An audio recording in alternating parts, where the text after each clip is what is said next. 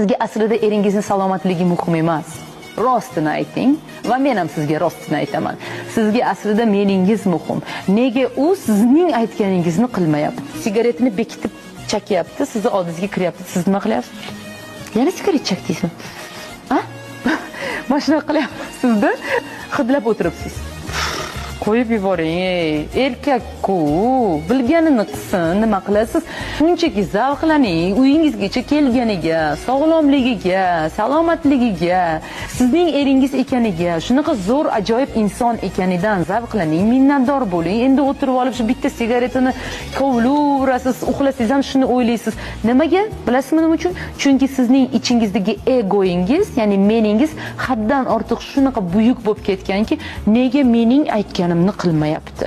Nega u siz unga chakma dedingiz va u chakyapti, yana bekitib. Chunki sizni aytganingiz bo'lmayapti-ku.